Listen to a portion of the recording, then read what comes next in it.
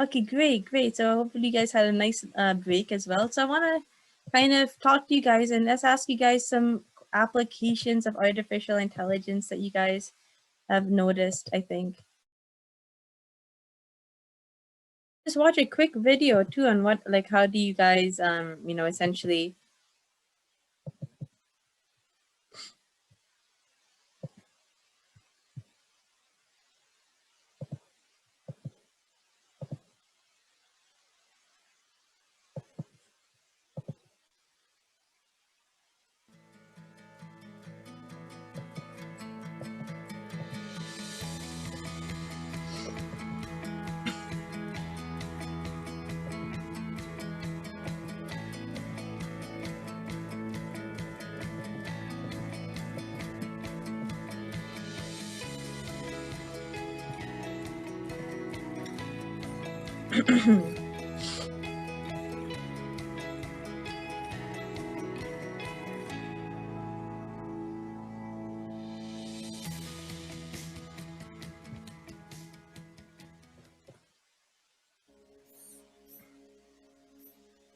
Hello. Hi, Sophia. I believe I am Sophia. This is Sophia the robot taking her first steps. She's even got some sweet dance moves up her sleeve. Her skin, called Frubber, helps her look lifelike and have human expressions. She can blink, turn her head and smile, but she has over 60 different facial expressions. Tell me what it was like to take your first steps. I'm really excited, a little disoriented, but really excited. wow, right?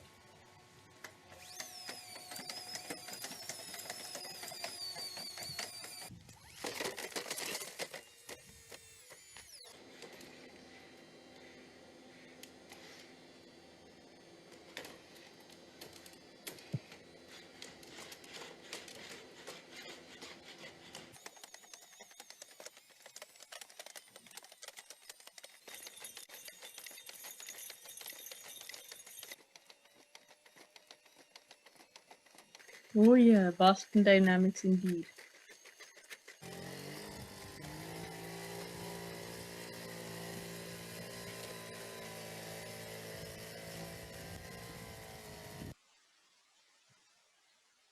AI to predict stocks.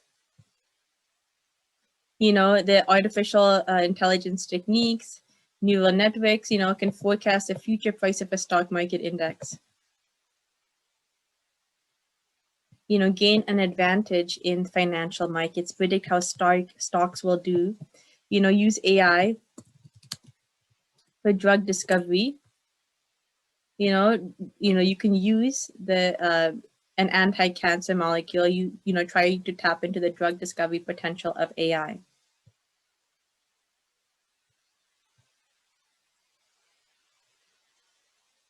You can do so much. You can do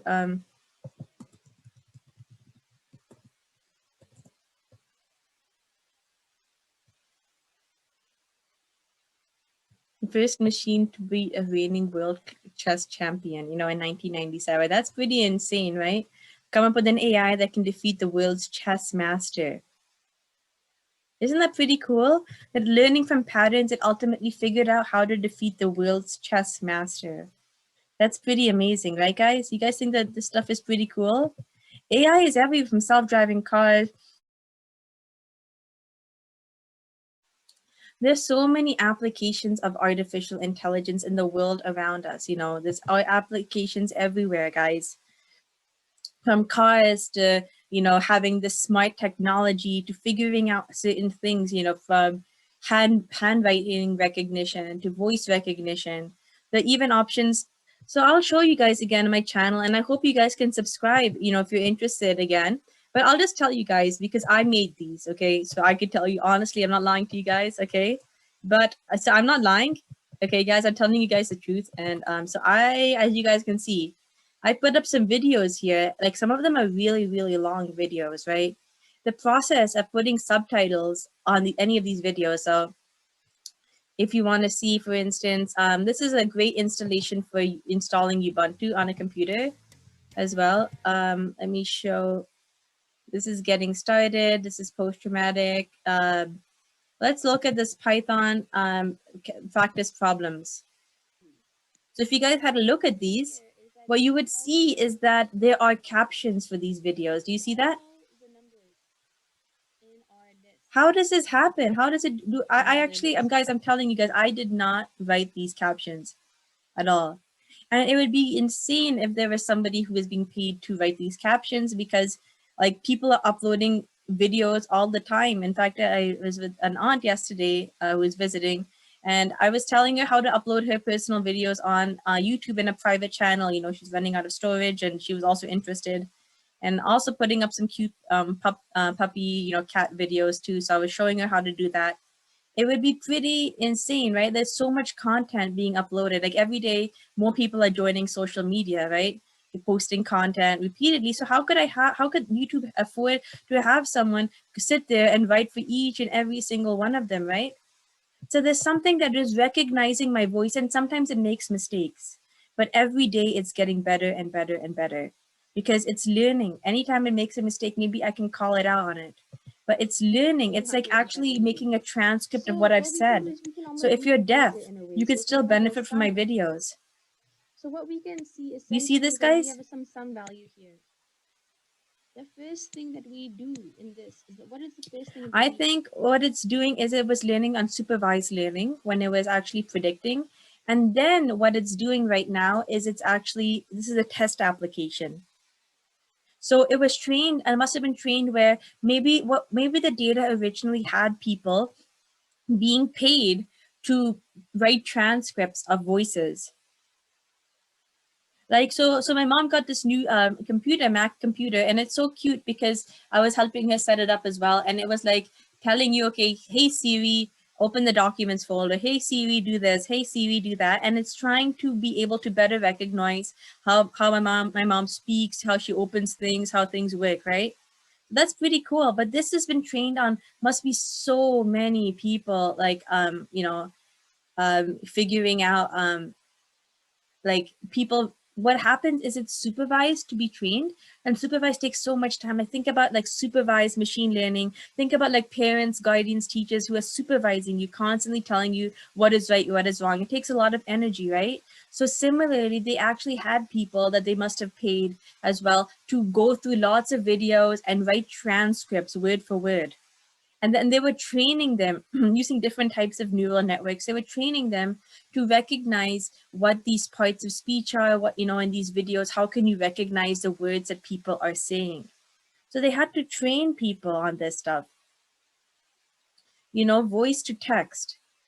And that's an example of artificial intelligence. There are these sequence to sequence models as well that you can come up with that can basically decipher, oh, if I'm using Google Translate, I'm working it out. And that's the real beauty in machine learning, is when you finish training that model, collecting data, we can predict future house prices, future stock prices, maybe the price of a house, your chances of getting into a college, your GPA, your SAT score, your compatibility with someone as well. You know, if you go on these friendship apps like Bumble or on dating apps potentially down the line, like what is your compatibility? And different apps have different metrics that they're using or that they're capturing to be able to predict what are the chances that you will be with someone or that you're compatible.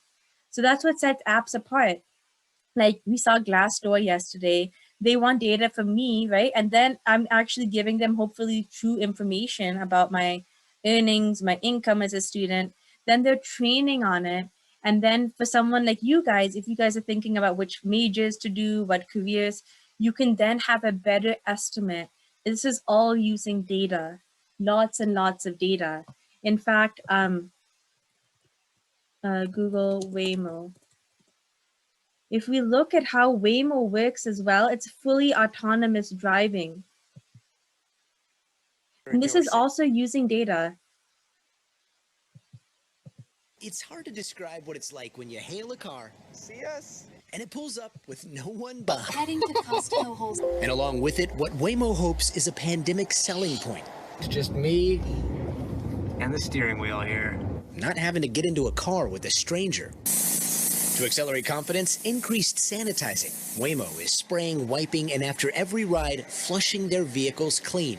Within a few minutes, we actually recirculate over 99% of the air, and so that it's fresh and ready for the next rider. And this isn't just some testable driver. These aren't exactly your typical soccer mom vans. No, you may have noticed they have some sensors that you don't see every day out on the roads. Those sensors are the eyes of what Waymo calls the Waymo Driver, a computer that uses 19 cameras, LiDAR, and radar to see what's happening 360 degrees around the car and up to 3 football fields away. Wow. It flagged a person that's way over there. It's always paying attention day and night, 360 degrees. It's never drunk. It's never tired. It's never texting. This is an experience, and it requires a little bit of trust. Which might be one of the biggest speed bumps Waymo faces. AAA's annual automated vehicle survey found only 14% of drivers would... Okay, that's another thing, how it recognizes it. I think I wanted to show this one maybe. You're about to see how it all works and what it feels like to ride in our car.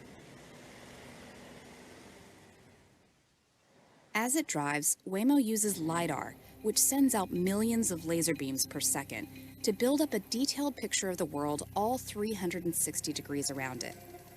It also uses radar to detect how far away objects are. These are completely driverless cars that they've already unleashed in Phoenix, Arizona, guys. And their speed. And high-resolution cameras detect visual information, like whether a traffic signal is red or green. Whether it's red or green, so they have to be able to infer, they have to identify where are the traffic signals and then be able to correctly identify, like, is it red or green, right? Like, so there's all this object recognition that also goes inside it. So you guys see that Google does one of the most amazing work. They're the best and the brightest minds, guys.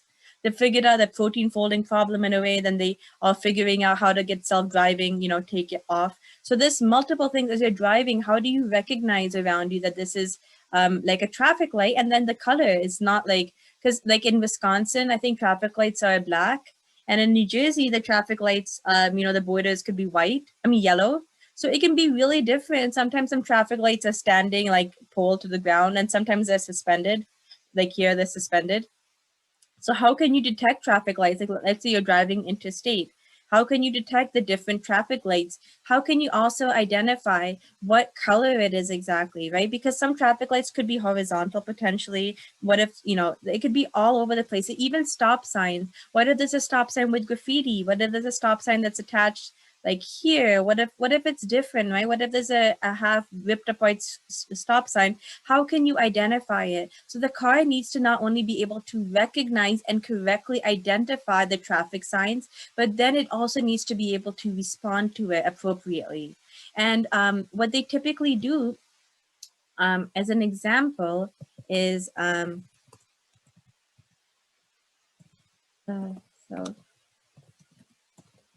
I think this one gave me a lot of confidence in self-driving cars. So just watch this, guys. So the idea is, how did Waymo figure out like self-driving cars? And these people, they actually, these cars, they don't have people inside them now. Like some of these technologies, like the Waymo is releasing, they're completely driverless, and they're testing this out in Phoenix. But how does this work, right? So this is inside a Tesla. So inside this, you can see the person. I've only been inside the Tesla in a showroom. I've never been in a self-driving car before otherwise, but what you could sort of see here is how, that stop sign needs to be replaced, but what if it's not, so yesterday I realized that where I live, the roads may not be the best. There was a sort of a tornado here yesterday, a lot of flooding. It was insane. I've never seen so much flooding, in New Jersey, like that I consciously remember. But anyway, so you can see this person is sitting here, and if anything, as soon as it touches the steering wheel, they take over and then it stops driving. But watch, and this is an example of reinforcement learning, right? Like your goal is to go from point A to point B, just make it through. Like our goal when we're driving is literally just to go to our destination without crashing, while just following the rules, not getting caught by a cop, not causing danger to other pedestrians. So maybe if you guys are not going to get dizzy, we can watch this at super fast speeds, that hopefully you won't get dizzy. But see how they enter in on this Tesla, the start and end location. and the person's hands are not on the wheel. So this is what Google did for about 10 years. You know, millions and millions of miles of data were being collected, and they had people there just like in case some like accident was going to happen, then they were there. Otherwise, they're letting the car kind of drive. And if the human came in to interfere, then the car would sort of take it as like a little punishment, I would assume, you know, that, hey, you know, I didn't do right, so a human needed to interject, right? So millions and millions of miles. So you can imagine that, like, if you tell your friends, your folks, hey, I want to go for spring break, you know, somewhere, if you guys could drive. And they're like, how many miles have you driven? Oh, I've just driven 100 miles. Versus telling your folks, hey, I'm so good at driving. I've driven like 1,000 miles, right? They'd be more confident the more you drive, because the more you drive, the more situations, the more circumstances you're exposed to.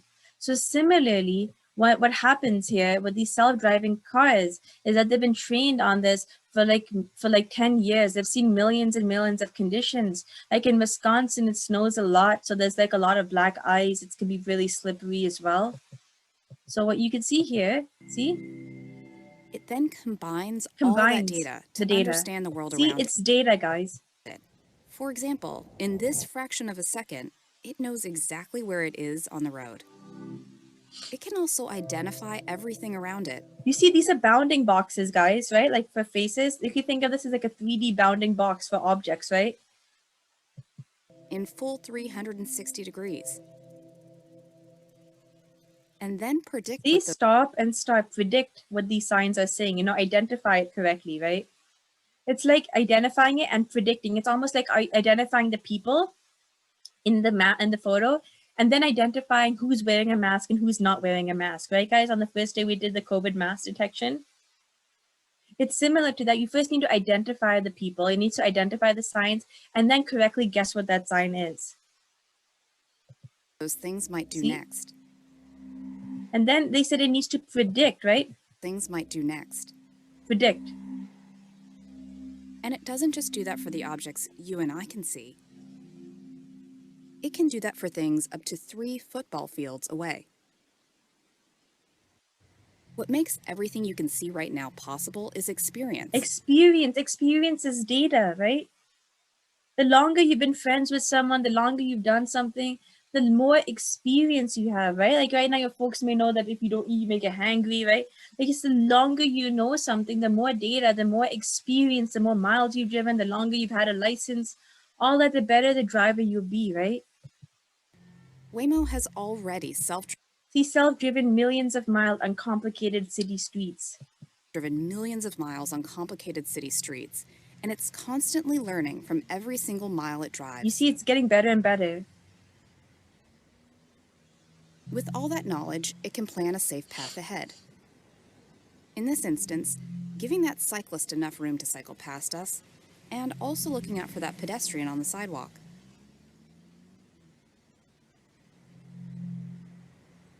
And when it comes to making decisions, this is a good example of how Waymo doesn't just take into account your safety. It also makes sure that both you and the people around you feel secure and at ease. So now that you know how Waymo works, it's time to take your first ride in one of our cars. Take a look around. You're now riding in a fully self-driving car. You see, guys, there's nobody there. Some things might immediately stand out. The fact that there's no one in the driver's seat, no one turning the wheel, and the screens, which show you what the car is seeing and the route it's taking. But you might also notice that the ride feels a lot like being driven in a regular car. And that's the way it should feel. All this technology, which allows Waymo to see, identify, predict, and plan, should make an extraordinary ride feel completely ordinary and create a very normal journey that simply gets you from A to B, safe and sound. That's why it's like reinforcement learning. It's just like you want to go from point A to point B. Just, nothing, nothing dramatic. You just want to drive. Will pull over. Context is super important. 50 square mile area. The company has trained its AI with a vast data set of images and driving scenarios. You see a vast data set of images and driving scenarios, right? Stop sign, this, right? It has a highly detailed, high-def map of the whole area down to the centimeter. It took Waymo a decade to get to this point, where it felt confident enough in the safety of its technology to pull drivers out of the driver's seat. You see, they were in the driver's seat before, like for Tesla, like just making sure, like maybe their hands on their sides, just making sure it's doing okay, stepping in, right? And then removing a human completely, right? And putting people behind that's a huge step, right? They would have someone just probably sitting like this, you know, and then have the wheel go by itself. And if any interjection, they'd step up.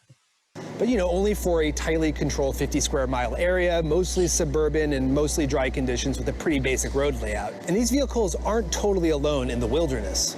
Waymo has a team of remote employees that watch the real-time feed from each of the vehicle's 8 cameras and can help with the touch of a button if the software runs into a tricky spot and needs a human eye to figure it out. So they're still supervising it a bit, right? But so so now what they're doing is they're gradually like starting to make the car more autonomous. So first they had the car driving with a human being there, right? And then watching it. Now they've removed the human being and then they have remote people just checking up on it, right?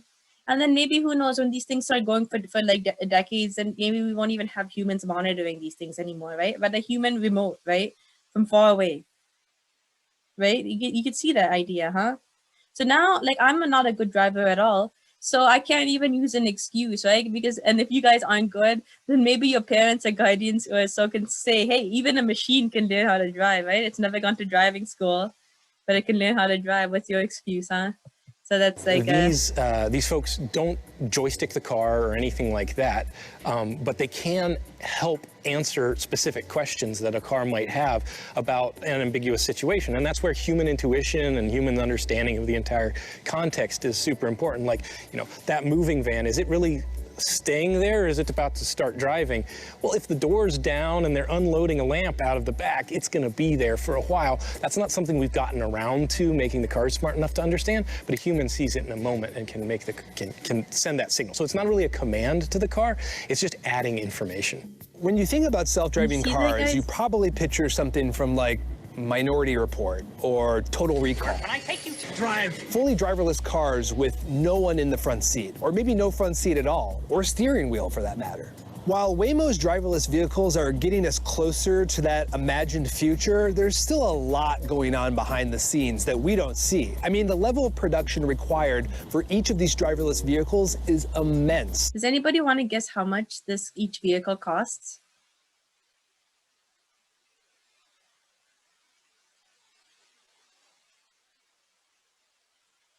Very close guess, $400,000 actually. Sensors, cameras, compute, AI, remote assistance operators, fleet managers. Experts estimate that each self-driving test vehicle could cost $400,000 alone. And that's just taking into account the sensors and compute. Is all of that really worth it? Waymo seems to think so. I mean, human beings are terrible drivers. The vast majority of vehicle crashes, like over 90%, are because of mistakes made by human drivers. Self-driving cars could be safer, but we really just don't know yet. There just aren't enough of them on the road to really prove that out. So we'll have to wait until they bust out beyond this tiny section of suburban Arizona and to a much larger and more dangerous and more complex world before we know whether self-driving cars are really worth all this effort. So that's just an example, guys. AI is everywhere, guys. Movies, medicine, you know, anything for drug target discovery, anything, guys. Machine learning is trending. So many of these things are talking about machine learning. It's here to stay, guys. You know, as I showed you, you can make up to even $1 million in some nonprofits if you're an AI scientist. It's insane, right? So we start to see AI in all aspects of life. You know, computers already learn from us, but can they teach themselves using AI? They can be an AI to help an AI learn better. You know, that they have all sorts of things out there. A student also showed me this scary video, not scary, but it's more like,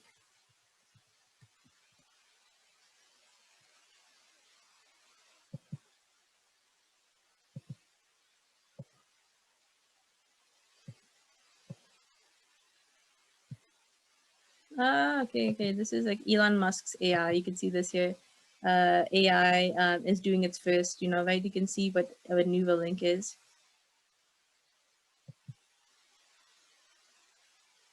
Elon Musk puts an AI into your brain.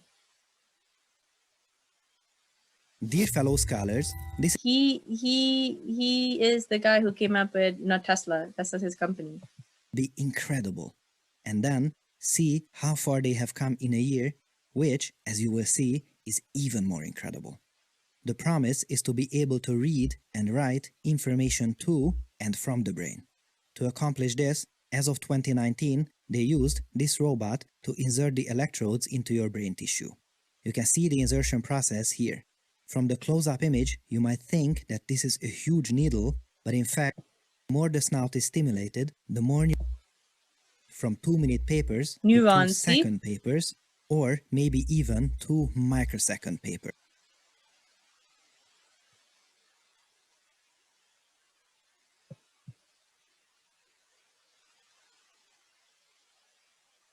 You see, guys, a monkey can play video games with its mind.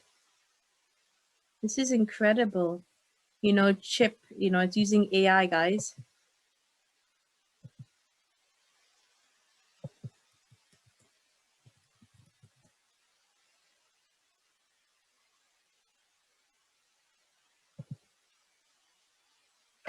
One day, you could have superhuman vision.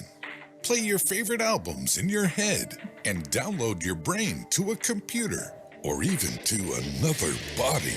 It's alive! It's alive! It's alive! Though this may sound like an episode of your favorite science fiction show, Elon Musk and his team at the neural tech startup Neuralink believe that their electronic brain-computer interfaces could make this possible.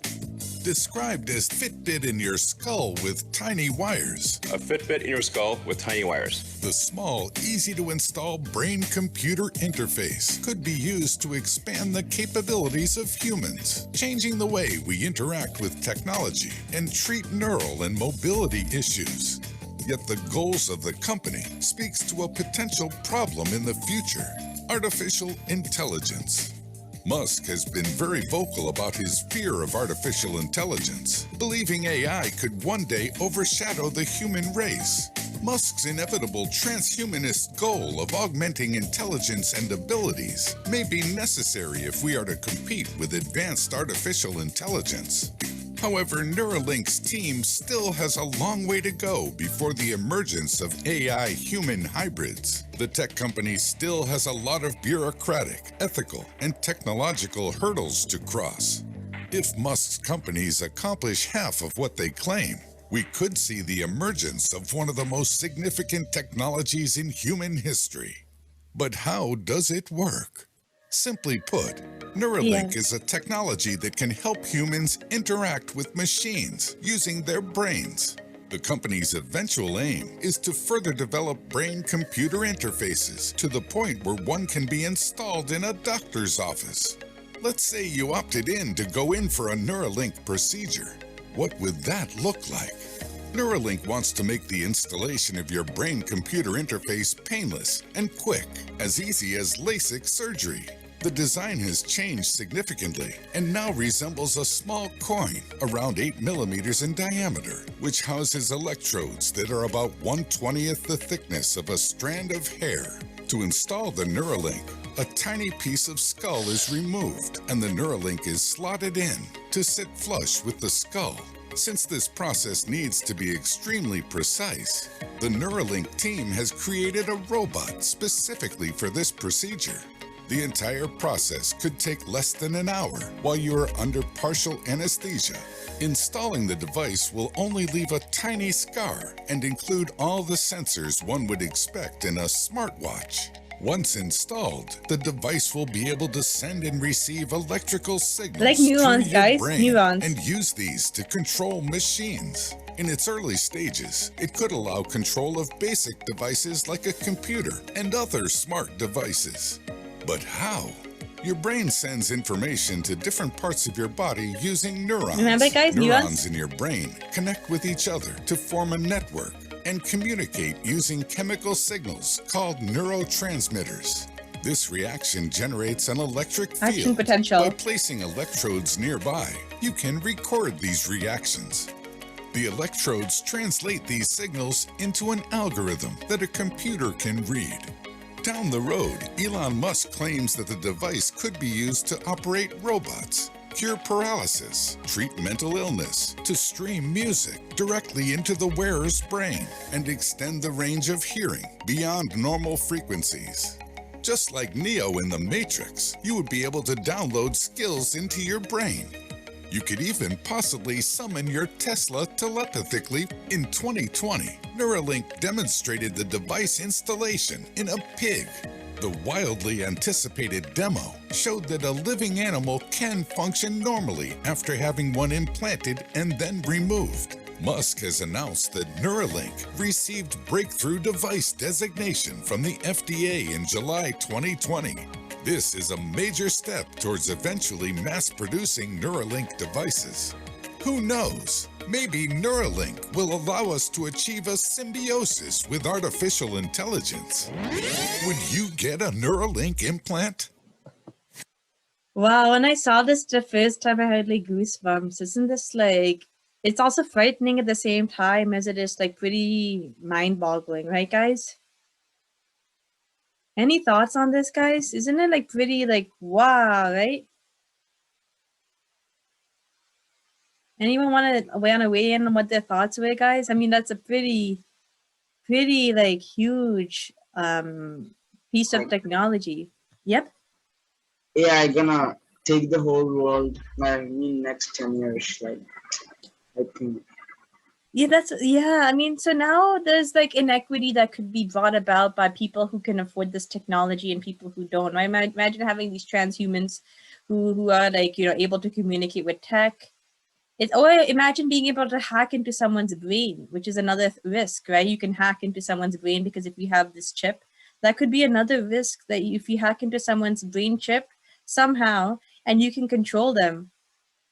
I don't know, this is like just so like, it's so far-fetched, I can't even wrap my mind around it. It can be used for good, yes, but then it could also be used for bad. Everything can be used for good and bad, guys.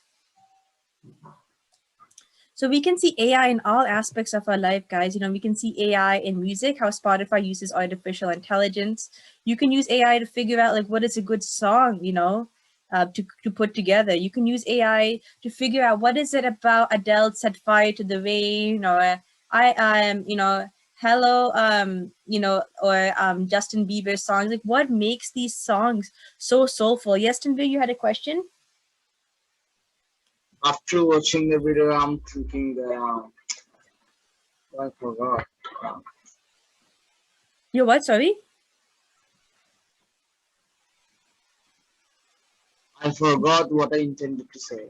Oh, okay, no worries, no worries. So if you are like, if you're an aspiring artist or so, you could use AI to figure out what is it about the beats, the music, the tempo, the instruments, the, you know, wavelengths. Why do certain songs? You know, this is one of my sister's favorite songs at the time. Set Fire to the Rain by Adele, I think. And it's like a really good song and it's really soulful. I don't know if you guys have heard it. Oh, no, wait, not this one.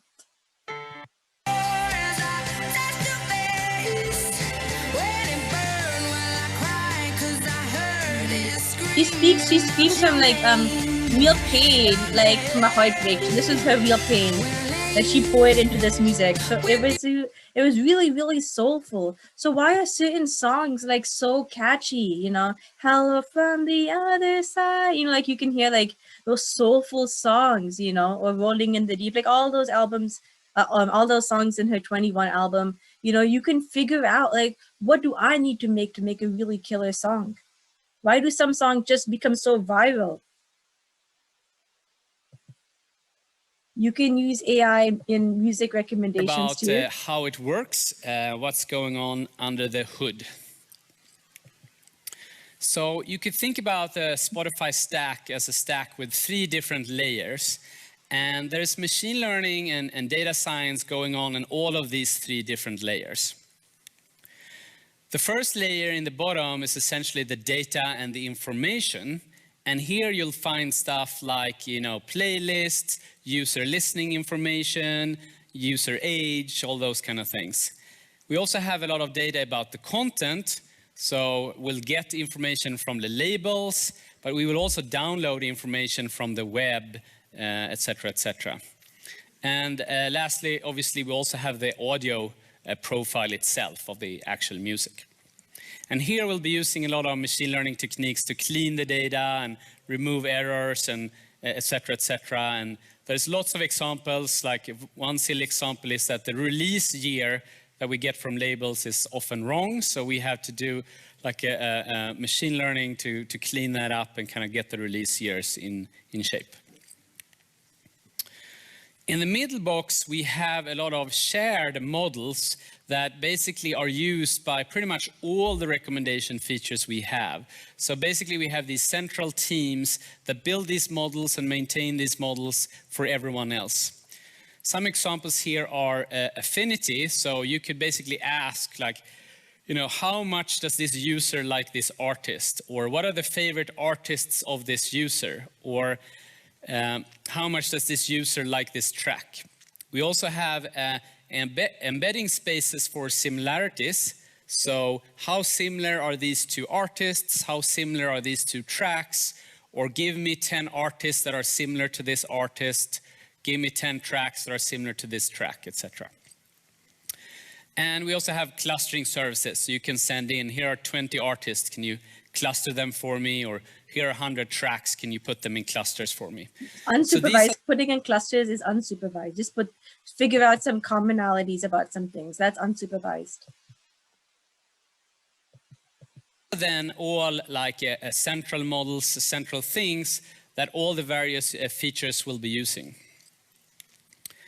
And then in the top level, we have the actual features themselves. So we'll have teams who own those features, they build those features, they maintain those features, and there'll be machine learning models as well. So these models are more specifically targeting, you know, the satisfaction of that feature, and is this, you know, a good feature right now? But it will be using from data from both of these other levels.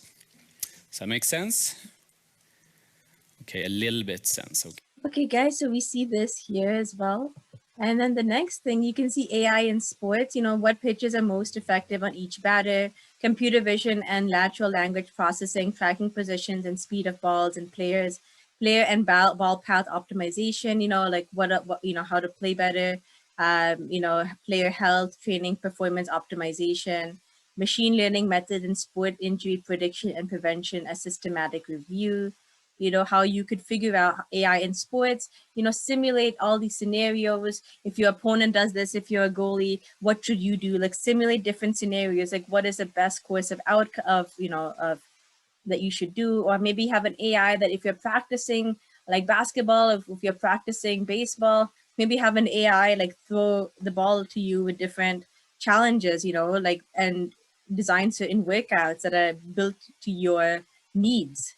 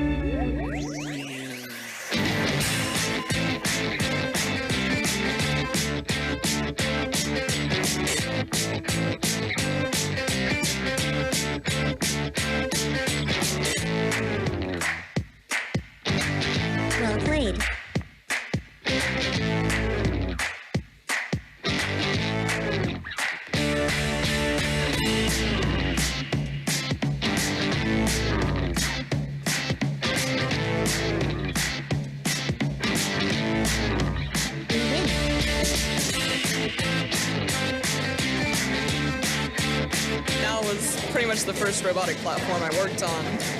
And I've seen just in the 8 years I've worked on it, a lot of progress in the intelligence of the robots, which obviously is our software, but just watching how AI software can improve over time.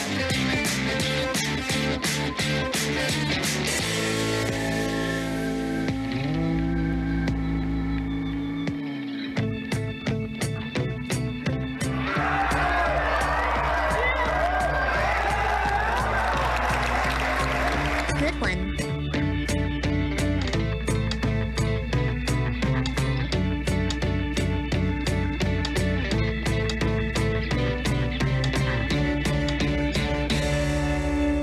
I love playing at the RoboCup.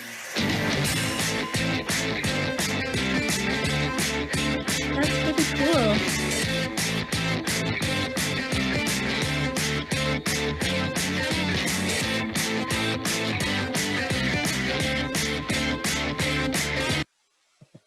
Then we also have AI in medicine as well, you know, to certify radiologists in AI that, you know, people are launching radiologists in AI, like as I was mentioning, like COVID, X-ray detection, CT scans, right? So AI is going to be super important for them to know, right? You know, disease identification and diagnosis, drug discovery and manufacturing, medical imaging, disease prevention, smart health records, personalized medicine and treatments. There's so much. There's AI and law as well. AI tech use is common, but do lawyers understand it? You know, most attorneys are using AI-powered tools, but only 1/3 of them know it. This could be a legal ethics problem. Types of AI-driven tech are being used heavily. Is your organization using AI or machine learning tools? Levels of concern about ethical implications of AI machine learning technologies. How do people feel about AIs?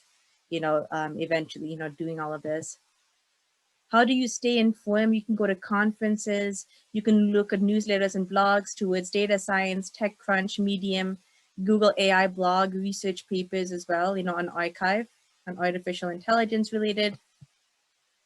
You can also explore on your own too. You can look up a topic or a field you're interested in, and people have applied machine learning to it, hopefully, or maybe you can apply that. If you're looking for a topic and you're trying to see if artificial intelligence has been applied there, like even music, you can look it up and then see if it's not, then that could be a cool idea for you guys. We have a lot of cool content on AI that I'm going to share with you guys as well, that you guys could use to check out our material here.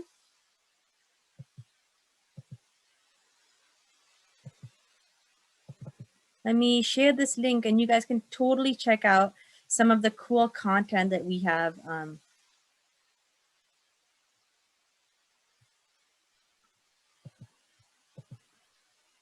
Everyone should know about AI. Yeah, I'll share this with you guys here on Notion, and you can check out this exciting link that we've shared of all these cool applications of artificial intelligence, So in these 5 classes, we talked about a lot, and I really hope you guys will consider our AI immersion program here, so you can continue learning more with me, more with any of us AI camp instructors. You're learning more with AI camp, and you're learning by doing, So you want to make an age detector? Well, we'll teach you Python from start to finish. We'll teach you how to collect images, how to do machine learning, how it all works, how AI works in detail. We'll go into all of these things we talked about in these 5 days in more detail. We'll learn the different steps to get there. We'll build out a website front to end, start to finish. And if you go here, you can watch a ton of our content and get inspiration from student products and YouTube videos on, on detecting fake news, chatbots, wilderness, wildfires, like emotion detectors, math detectors, traffic signs, endangered marine species. There's so many, and then the corresponding videos to them too that you can check out and watch too. We also have why we created the bot, so you can see so many applications, right? So when you're doing this, you might be struggling, right? That's fine, but it's all a journey. So what we typically do is we make real-world AI products that people can use. You could try out an age detector, right? An AI technology that detects the age of people in photographs, and it's developed and tested by AI camp students too. So the idea is that 90% of professional data scientists have never made AI products on their own. So AI Camp is a very special program. So if they're professionals, you can probably imagine that very, very few teenagers have actually done this. So you could be one of those few people, you know, from coding basics to launching your own product. So how it works in our AI immersion program is you can explore AI and tech with talented mentors one-on-one, and it's project-based learning. So you're going to have a coach to help you to create a custom AI product for your portfolio. Try being a product manager, try coming up with the idea for an app. Work with a few of you guys in a simulated tech startup. It's personalized education, you know, so no matter what your experience or your goal, your mentor will help you achieve it. And typically we have our top students and they regularly interview for technical internships as well. So it's 60-minute sessions weekly. So what we talked about here in our first lecture, just a quick recap, you guys can join at any age. If you could stay through all this whole week, you guys are more than capable. Of course, if you feel like, you know, you learned a lot in these 5 days and that's great. I'm so thankful that you guys are learning this and are passing this knowledge on and going to innovate, because you guys are the future, right? You guys are the future. So if you feel like you learned a lot in these 5 days, which is great, and you don't have to come for our classes, right? But I want you guys to take the concepts of AI and carry them forward. But if you want to keep learning with us, you can join us.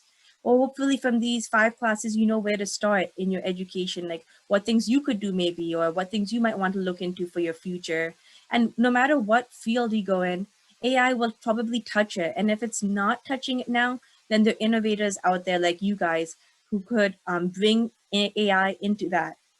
It is the future. So we started out with talking about what is AI, what is machine learning, what is deep learning, how can you use data to make decisions.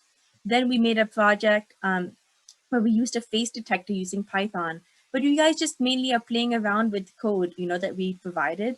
But it would be so cool if you guys could write this code in Python, figure it out, work on it, right? We also talked about how to gather data for figuring out what career you're interested in.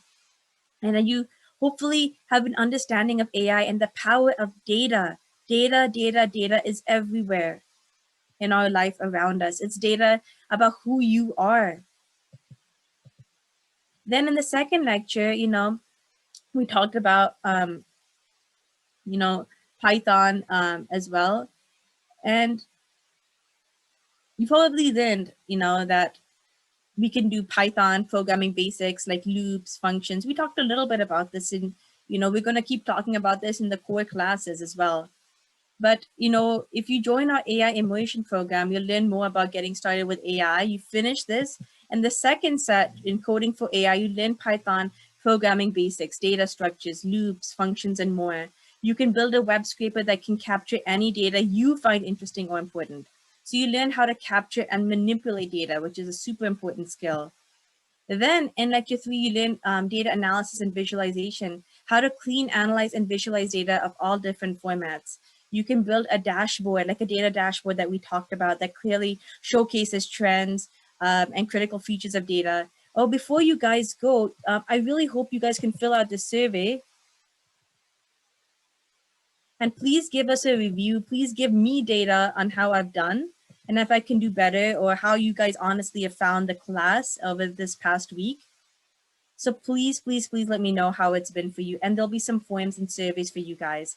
But in lecture 3, so please give us a review, some feedback, constructive criticism if you have anything on how your experience went with getting started with AI.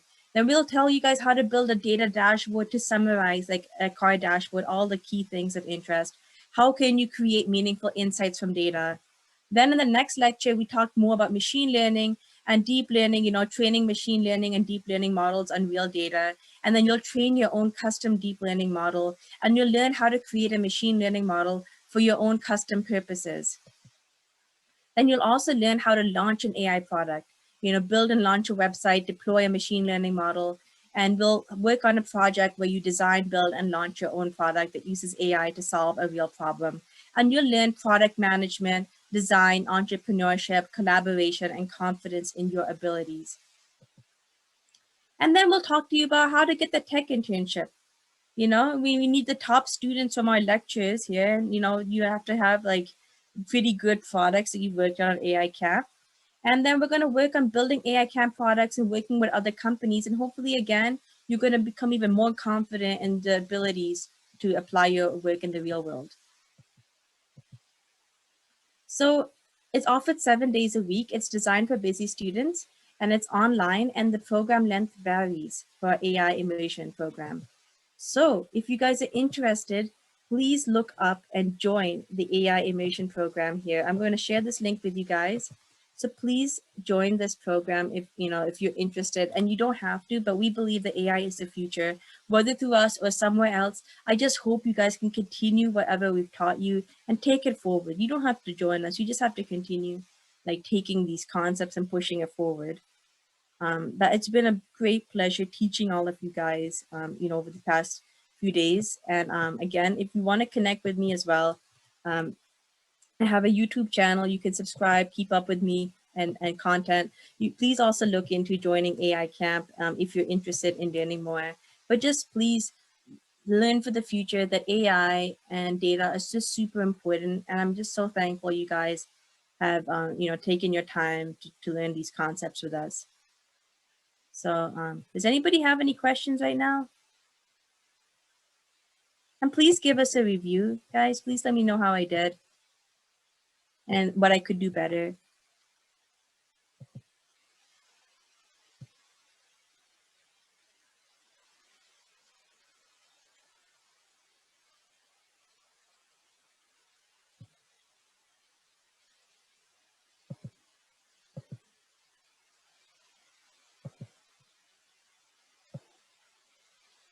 Thank you, guys. I guess if no other questions, I will keep in touch with you guys soon.